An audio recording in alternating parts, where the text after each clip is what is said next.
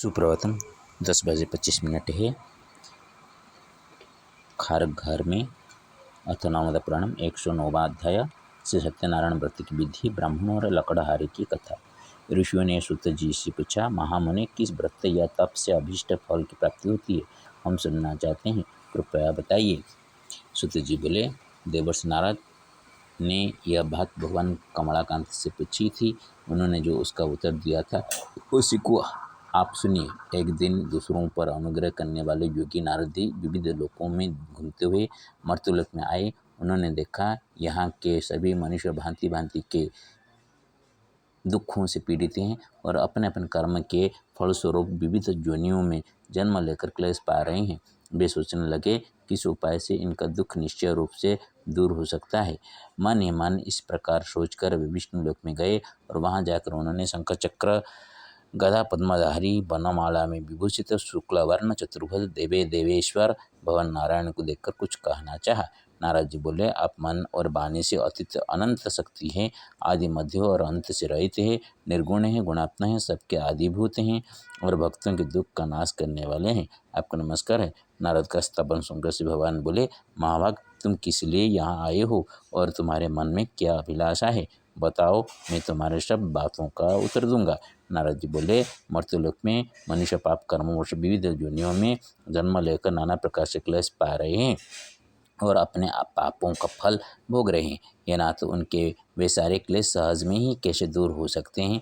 यदि मुझ पर आपकी कृपा है तो वो उपाय बताइए, उसी को सुनने की मेरी इच्छा है। श्री भगवान ने कहा, बच्चा, लोगों के प्रति अनुग्रह कामी होकर तुमने बड़ी अच्छी बात पूछी। जिसके करने से मनुष्य मोह से मुक्त होता है वह मैं तुमसे कह रहा हूँ। सुनो, एक अत्यंत पवित्र व्रत है जो स्वर्ग या पृथ्वी पर अति दुर्लभ है।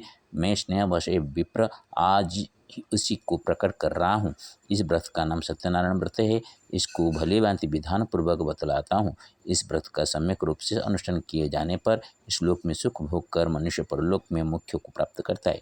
भगवान की इस बात को सुनकर नारद जी ने फिर कहा, इस व्रत का क्या फल है, इसकी क्या विधि है और किसने यह व्रत किया था तथा कब किया था, यह सब विस्तार पूर्वक बतलाइए। श्री भगवान ने बोले, इस व्रत से दुख सुख आदि का नाश होता है, धान्य की वृद्धि होती है और ये व्रत सौभाग्य, संतति तथा सर्वत्र विजय प्रदान करता है।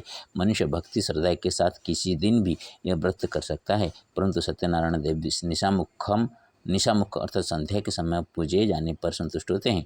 धर्मपरायण मनुष्य ब्राह्मणों और बंधु बांधवों के साथ वह व्रत करे, भक्ति के द्वारा भोग लगावे। भोग उत्तम पदार्थों का होना चाहिए। भोग सभा के हिसाब से, जैसे सवा छटाक, सवा पाव, सवा सेर आदि होना चाहिए। केला, घी, दूध, गेहूं का आटा ना मिलने पर चावल का आटा और चीनी अथवा गुड़ का भोग लगाना चाहिए। ये सभी चीज़ें परिमाण में सभा के हिसाब से होनी चाहिए और सबको एकत्र कर निवेदन करना चाहिए। तदनंतर घर के लोगों के साथ कथा सुनकर ब्राह्मणों को दक्षिणा देनी चाहिए। इसके बाद ब्राह्मणों को प्रसाद खिलाकर अपने बंधु बांधवों के साथ भक्तिपूर्वक स्वयं प्रसाद ग्रहण करना चाहिए और भगवान के सामने प्रेम परवश होकर नाचना और गाना चाहिए। इसके बाद स्तुति करके सत्यनारायण भगवान का स्मरण करते हुए घर जाना चाहिए। इस प्रकार करने पर मनुष्यों को निश्चय ही मनोवांछित फल प्राप्त होगा। विशेषकर इस कलियुग में तो सत्यनारायण व्रत के अतिरिक्त पृथ्वी पर अभीष्ट सिद्धि का और कोई उपाय नहीं है। पूर्व काल में एक ब्राह्मण इस व्रत को करके कृतकृत्य हो गए। अब उनकी कथा कहता हूँ। काशीपुर ग्राम में एक निर्धन ब्राह्मण रहते थे। वे भूख प्यास से व्याकुल होकर पृथ्वी पर भटकते थे। ब्राह्मण को दुखी देखकर ब्राह्मण प्रिय भगवान वृद्ध ब्राह्मण का रूप बनाकर उनके पास आए और उन्होंने आदर के साथ पूछा, ब्राह्मण देवता, आप किस लिए अत्यंत दुखी होकर पृथ्वी पर भटक रहे हैं? यदि आपकी अभिरुचि हो तो सारी बात मुझसे कहिए, मैं सुनना चाहता हूँ। ब्राह्मण ने कहा, मैं बड़ा गरीब ब्राह्मण हूँ और भिक्षावृत्ति से ही जीवन यापन करता हूँ। आप कोई उपाय जानते हो तो हे प्रभु, कृपा पूर्वक मुझे बताइए। वृद्ध ब्राह्मण ने कहा, सत्यनारायण विष्णु भगवान मनचाहा फल देते हैं।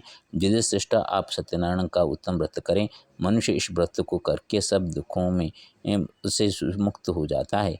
श्री भगवान बोले, वृद्ध बने हुए सत्यनारायण ब्राह्मण को आदरपूर्वक व्रत की पूरी विधि बताकर वहाँ से अंतर्धान हो गए। तदनंतर वे ब्राह्मण मन ही मन भगवान का चिंतन करते हुए घर लौट आए। उन्होंने समझा कि नारायण ने ही मुझको यह व्रत बतलाया है, अतः मैं इस व्रत को करूँगा। ब्राह्मण इसी सोच विचार में रहे। उनको रात्रि में नींद नहीं आई। प्रातःकाल उठते ही मैं सत्यानारायण व्रत करूँगा, यह संकल्प करके ब्राह्मण भिक्षा के लिए चले। उस दिन ब्राह्मण को भिक्षा में प्रचुर द्रव्य की प्राप्ति हुई। उसके द्वारा उन्होंने बंधु बांधवों के साथ सत्यनारायण का व्रत किया और उस व्रत के प्रभाव से वे श्रेष्ठ ब्राह्मण समस्त दुखों से छुटकारा संपूर्ण संपत्ति से संपन्न हो गए। तब से वे प्रतिमास सत्यनारायण व्रत करने लगे। श्री भगवान ने कहा, वे उत्तम ब्राह्मण बुद्ध रूपधर नारायण के द्वारा व्रत को जानकर सारे पापों से मुक्त हो गए और दुर्लभ मुख्य की प्राप्ति की। नारद, जिस समय इस व्रत का पृथ्वी में प्रचार होगा उसी समय मनुष्यों के समस्त दुख नष्ट हो जाएंगे। सूत जी बोले, ब्राह्मणों, नारायण ने महात्मा नारद को जैसा कहा था ठीक वैसा ही मैंने आप लोगों से कह दिया। ऋषियों ने पूछा, इसके बाद पृथ्वी पर इस व्रत का अनुष्ठान किस मनुष्य ने किया था? हे मुने, ये सब हम सुनना चाहते हैं। इस विषय में हमारे मन में बड़ी श्रद्धा उत्पन्न हो गई।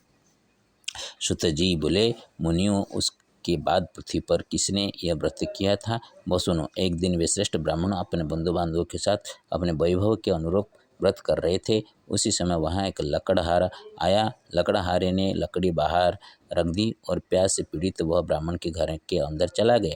वहाँ ब्राह्मण को व्रत कथा करते देख कर प्रणाम करके उसने पूछा, महाराज, आप यह क्या कर रहे हैं? ब्राह्मण ने कहा, यह सत्यनारायण का व्रत पूजन है।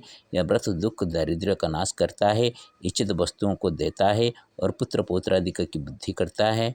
इस व्रत के प्रभाव से ही धन धान्य आदि महान समृद्धि से मेरा घर भर गया है। ब्राह्मण की इस बात को सुनकर लकड़हार को बड़ा हर्ष हुआ।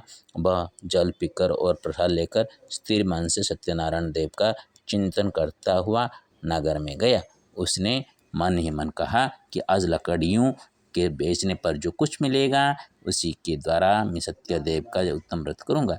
इस प्रकार मन में विचार कर वह लकड़ियों के बोझ को सिर पर उठा नगर में धनिकों के रमणीय स्थान में पहुँचा। उस दिन लकड़हार को लकड़ियों का दूना मूला मिला। उसका मन प्रसन्न हो गया। वह पक्के हुए केले, चीनी, घी, दूध और गेहूं का आटा सब वस्तुएं सवाए हिसाब से लेकर घर पहुंचा। तदनंतर बंधु बांधवों को निमंत्रण देकर उसने विधिपूर्वक व्रत किया। उस व्रत के प्रभाव से वह लकड़हारा धन और पुत्र से संपन्न हो गया तथा युलोक में सुख भोगकर अंत में सत्यपुर को प्राप्त हुआ। संप्रति मया रचितं संस्कृतेन। अथ नर्मदा पुराणं नवोत्तरशतम् अध्यायः सत्यनारायण व्रतकथा। रविवासरे शृणुष्व कुरुवीरत्वं कथा सत्यनारायणी कीदृशी दीयते स च भक्तस्य सुखकारिणी। प्रभो श्रीहरिरूपस्य सत्यनारायणस्य च महिमानं विधितावत् यथावत् मम वचनम्। पंचोपचारपूजत्वं कुरु स्वभक्तिमनसा पञ्चद्रव्यससारिण्या देहि नैवेद्यमधुरं। घृतदधिसमयुक्तं दुग्धेन चूर्णमिश्रितं रम्भापहळै च मिश्रेण भवति चोमृतं मति। रोगशोकपरित्यज्य सुखशान्त्या च जीवनं निर्वाहति मनुष्यश्च नात्र संशयमानसम्। काष्ठकर्तकदुःखस्य कीदृशं जातहरणं श्रुत्वा स्मृत्वा भगवन्तं पूजयस्व शुभेतिथु। शुक्लपक्षे तथैकादश्यामथवास्तु पूर्णिमा द्वादश्यामथवा पञ्चम्यां च गुरुवासरे। रविवासरयुक्तेन द्वादश्यां च विशेषतः मयाद्य प्राप्य सुयोगं पूजितोऽस्मि नरहरिं। ओडिया। सुण वीरकुंतिंक नंदन सत्यनारायण व्रत। व्रत कथा सुनि शुभ तिथि बारे पूजी हुआ सत्य व्रत। काठहणा जन पूजे नारायण सत्य रे सत्य पाळीन संसार जंजाळ त्रास न पायीन कृपा सत्य नारायण पंच उपचार पंचद्रव्य रेत नैवेद्य अर्पण सार घिय दही खीर रे धूम गोधूम रे गोड रे सारी सारणी सार संप्रती ओम उग्रमिरमाळर्वातामगं नृसिंहं शनभद्रं तूर्द्रमाम्यं ओम श्रीलक्ष्मीसिंहाभ्यां नमो नमः ओम सत्यनारायणाय नमो नमः ओम श्री सत्यनारायणाय नमो नमः ओम श्री सत्यनारायणाय नमो नमः ओम नर्मदेश्वराय नमो नमः ओम नमो नर्मदेश्वराय नमो नमः सर्वविध कल्याणं कुरु सर्वेषां मङ्गलं वस्तु।